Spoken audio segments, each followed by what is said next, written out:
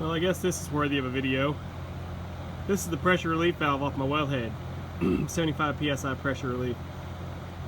And, you know, we're down here in Southeast Texas where it barely ever dips below about 35, but last night it got down to 26.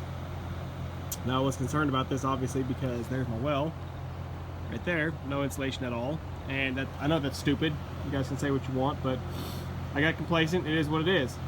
So last night going to bed we left a couple sinks running, which would have been fine. It was fine to keep the pressure tank and everything else outside from freezing.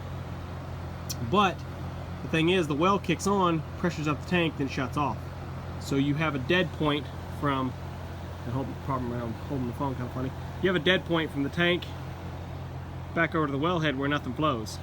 What happened, well, I suspect what happened was it froze right here inside the wellhead.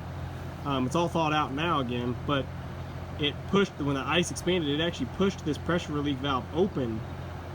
And I don't think it really probably leaked all night long, because I think what happened was the ice obviously expanded and shoved that plug open, but it made the plug go cockeyed. I wish I had showed you this before I fixed it. So you see where that Phillips head screwdriver is, that's that sort of rubber seat. So it shoved that all the way back to this T-point, and then it got lodged in there sideways. So when I just pulled this off and looked into it, the spring was kind of mashed back and cockeyed, so there it was leaking.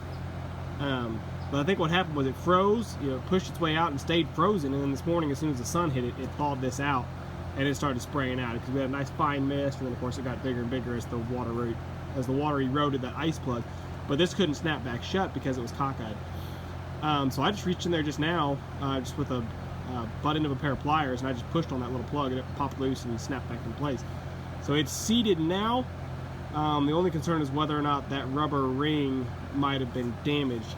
You see right in there on the bottom, you can see kind of a thread kind of sticking off on its own, and that rubber seat was up against that. So if that thread cut that rubber seat, this thing may still leak. Now it's not going to be leaking near as bad as it was, but it may still leak. So for now I'm going to throw it back in there, see what it does. Hopefully it holds pressure enough that we can at least turn the water back onto the house, get things moving again. And then I'll go to town and just get a new one of these. These are just a replaceable unit. You can see on here it says it's 75 psi. Do not adjust. I wouldn't know how to adjust if you asked me to. So anyway, I'm just gonna thread this back in there right now and kick the breaker on and see what she does.